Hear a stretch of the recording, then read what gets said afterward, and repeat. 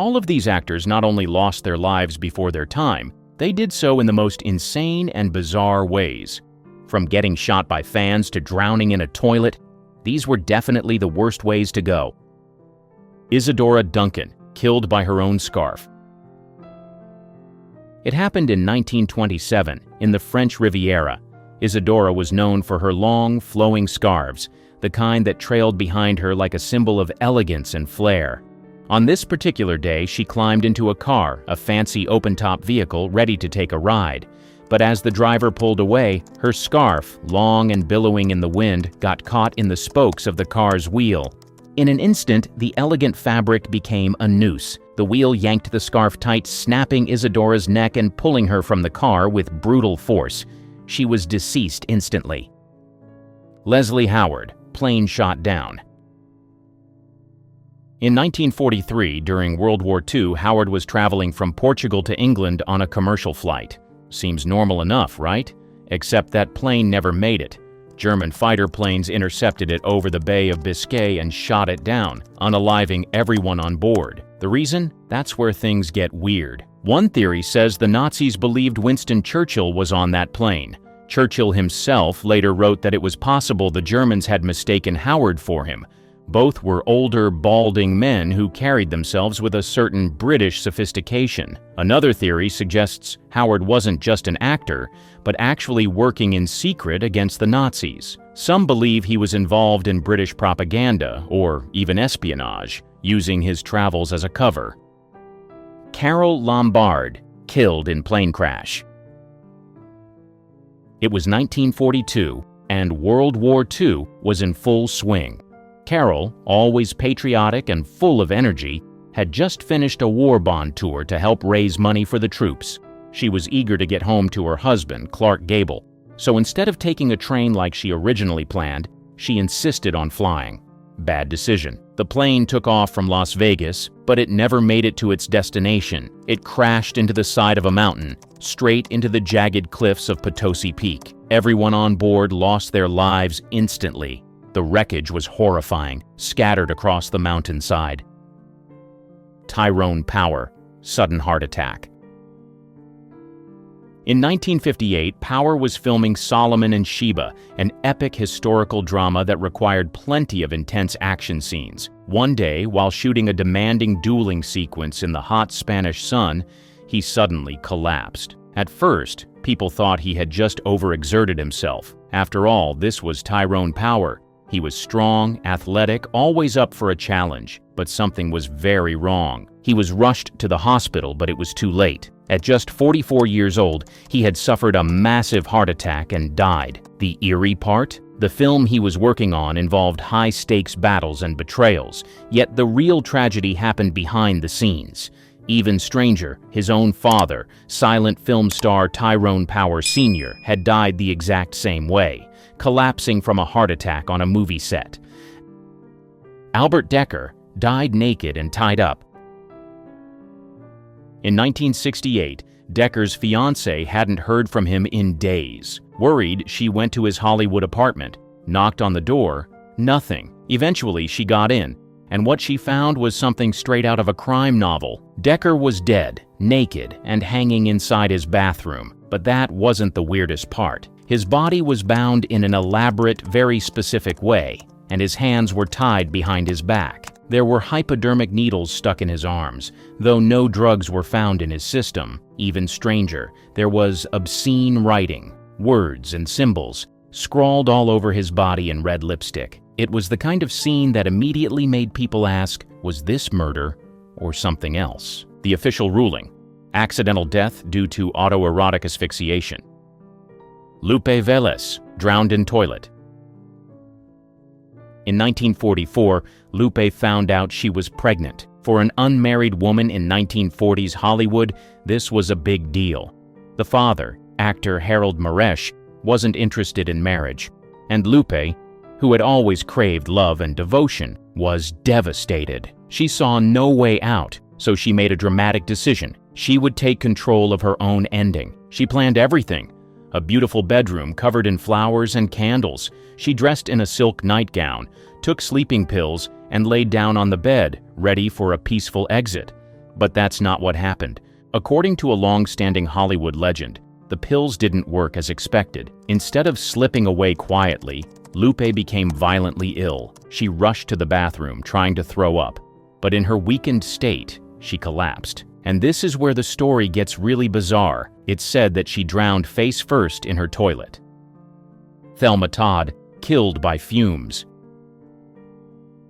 In December 1935, Thelma was found dead in her car inside a garage. At first glance, it looked like an accident. She had died from carbon monoxide poisoning. The official story? She had been out at a party, got dropped off at home, and for some reason, instead of going inside, she walked up a steep staircase to a garage where she kept her car. She supposedly sat inside, turned it on, and passed out from the fumes. But here's where things get weird. Thelma wasn't just any actress. She had connections to some very dangerous people. She owned a popular Hollywood restaurant, and there were rumors that mobsters wanted a piece of it. In particular, she had ties to Lucky Luciano, one of the most infamous gangsters of the time. Some say he pressured her to let the mob use her business for illegal gambling, and when she refused, she wound up dead. Jean Harlow, slow kidney failure. It all started when Jean began feeling sick on the set of her last film, Saratoga. She was tired all the time, had headaches, and her face looked bloated. People just assumed she was worn out. Hollywood schedules were brutal back then, but as the days went on, it got worse. She started vomiting. Her breath smelled strange. Some described it as a rotting fruit scent, and her skin became pale and waxy. Something was very wrong. Doctors were finally called, and the diagnosis was horrifying: kidney failure. And here's the kicker. If they had caught it earlier, she might have been saved. But medicine in the 1930s wasn't what it is today. Dialysis didn't exist yet, and kidney transplants were science fiction. All they could do was watch as her body shut down. Peg Entwistle jumped from the Hollywood sign. It was 1932, and Peg was a struggling actress.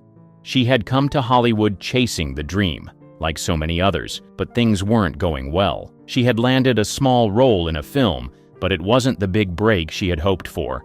Work had dried up, and she was reportedly battling depression. Then, one September night, she made a decision that would make her a permanent part of Hollywood folklore. She climbed up the steep hills of Griffith Park, made her way to the giant Hollywood sign, which at the time still read Hollywoodland, and found a ladder near the letter H. She climbed to the top, 50 feet in the air, looked out at the city, and jumped. A few days later, a hiker found a woman's shoe, a jacket, and a purse near the base of the sign.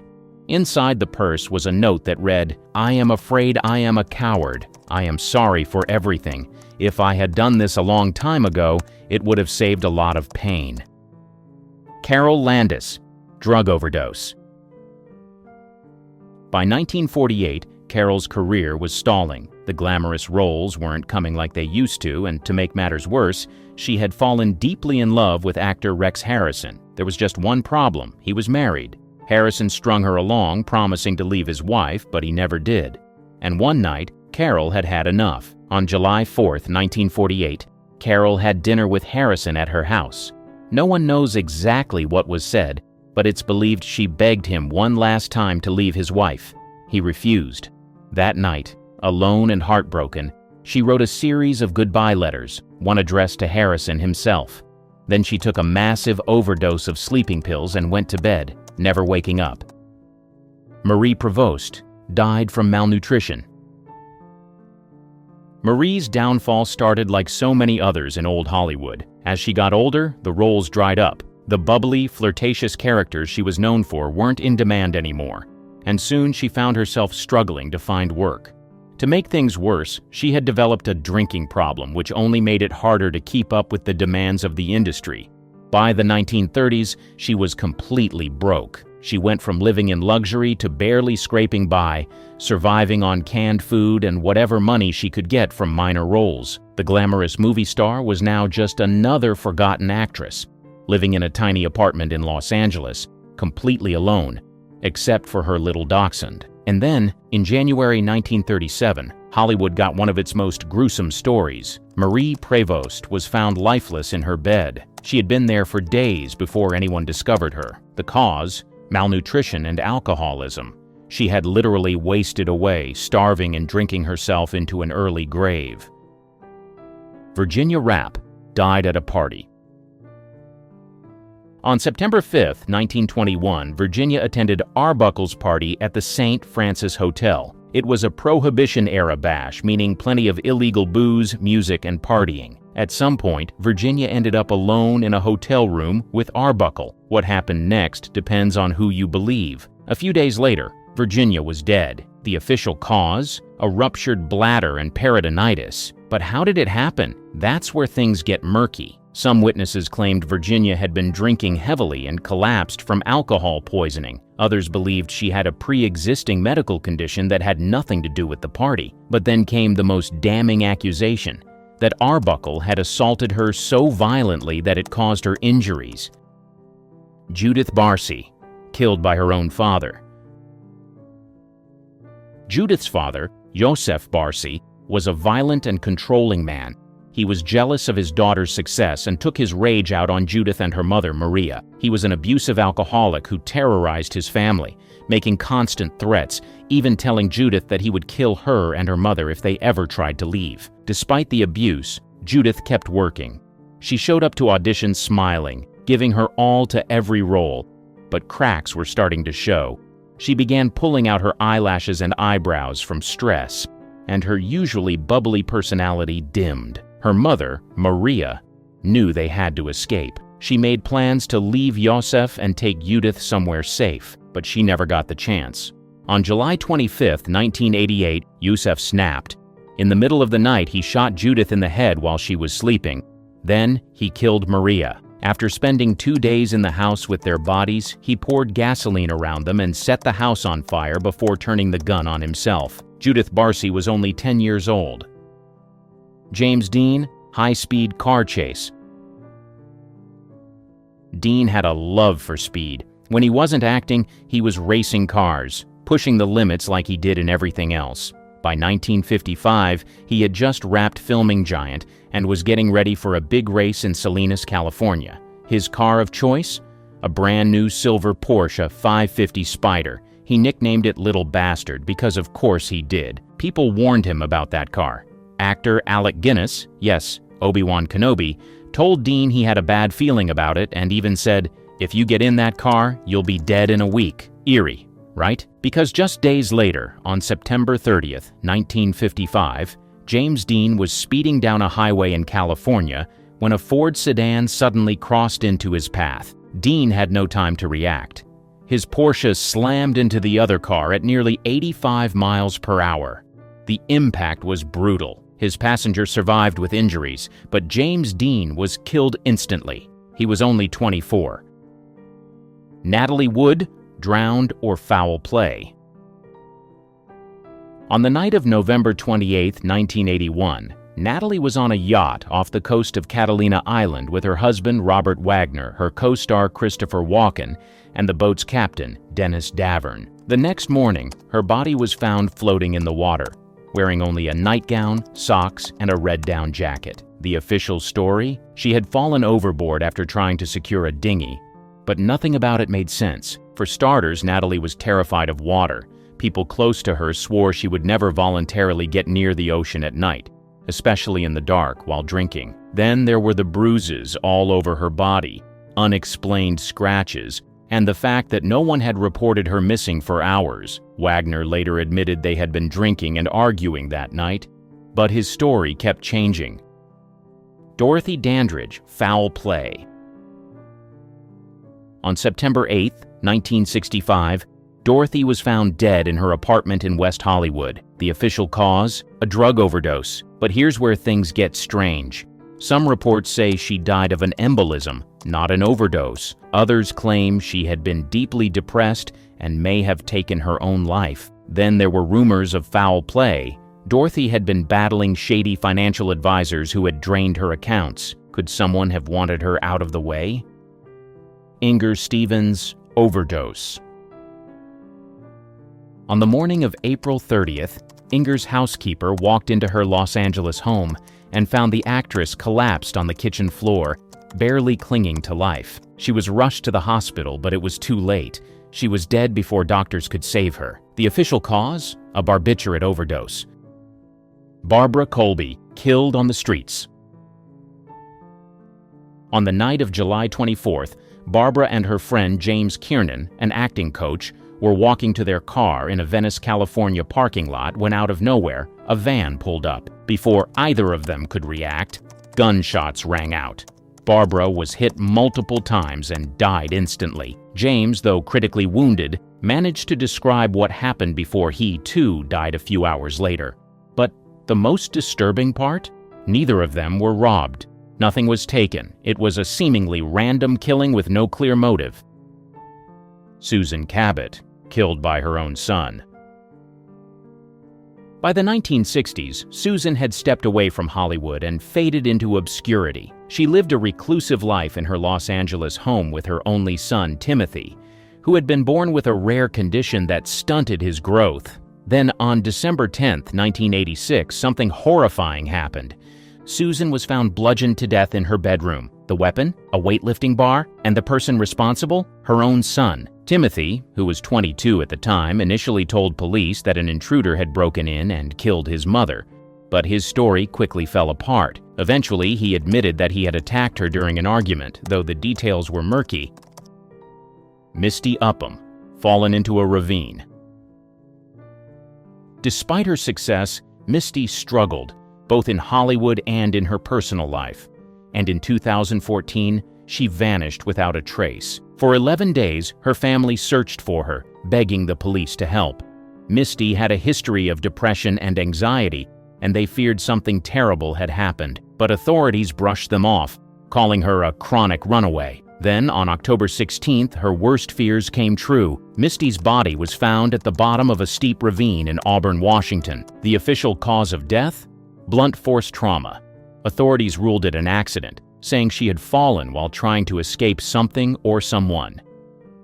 Carole Wayne drowned in Mexico. Carole had been staying at a luxury resort in Manzanillo with a mysterious companion, a man who was never publicly identified. One day, after an argument, he left. Carole reportedly went for a walk on the beach and never came back. 3 days later, her body was found floating in the shallow waters of Santiago Bay. The authorities ruled it an accidental drowning. Karyn Kupcinet, strangled in her apartment.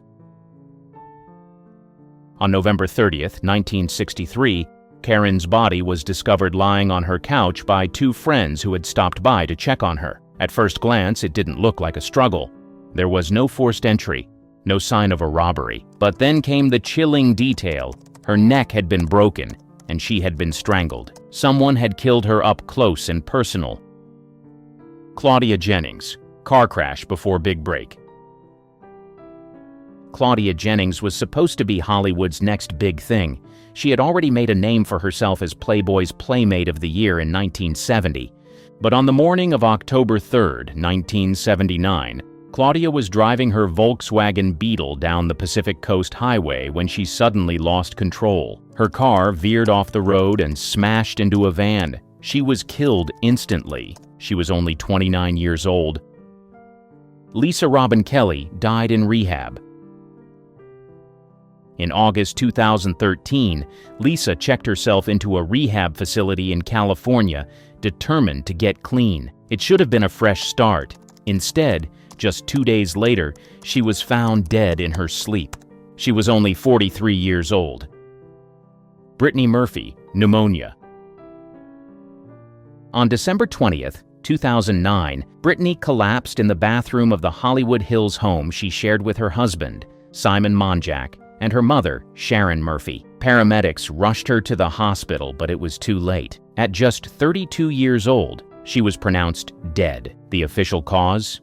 Pneumonia, anemia, and drug intoxication.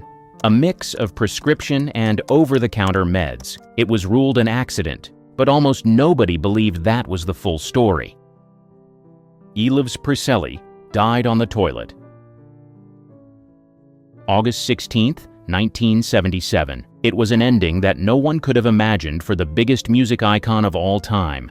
On that fateful day, Elvis had been suffering from severe constipation, something his personal doctor later revealed was a chronic issue caused by years of prescription drug abuse and a terrible diet. He reportedly hadn't had a proper bowel movement in months. That morning, he went to the bathroom and never came out. When his fiancée, Ginger Alden, found him, he was unconscious on the floor, his body slumped forward. Attempts to revive him failed, and the world was left in shock. Jean Spangler disappeared without a trace. On the evening of October 7, 1949, she walked out of her Los Angeles home and was never seen again. She told her sister-in-law she was meeting her ex-husband to discuss child support, then heading to a night shoot. But something didn't add up. There was no scheduled night shoot. And as for her ex-husband, he claimed he hadn't seen her in weeks. 2 days later, her purse was found in Griffith Park, its straps torn, like someone had yanked it away in a struggle. Inside was a cryptic, unfinished note that sent chills down everyone's spine. "Kirk, can't wait any longer, going to see Dr. Scott. It will work best this way while Mother is away." Rebecca Schaeffer, shot by fan. On July 18, 1989, everything was stolen from her in the most horrifying way imaginable. That morning, Rebecca was at her Los Angeles apartment, waiting for a script to be delivered for a role in The Godfather Part 3. Instead, the person who showed up at her doorstep was Robert John Bardo, an obsessed fan who had been stalking her for years. Bardo had seen Rebecca as the perfect, innocent girl next door, but when he watched her in a film where she had an intimate scene, he felt betrayed. In his twisted mind, she was no longer pure. That's when he decided if he couldn't have her, no one could. He had already hired a private investigator to track down her home address, something that was disturbingly easy to do at the time. On the fateful day, he knocked on her door, and she kindly greeted him, even signing an autograph before sending him away. But he came back an hour later. When she answered again, he shot her point blank in the chest.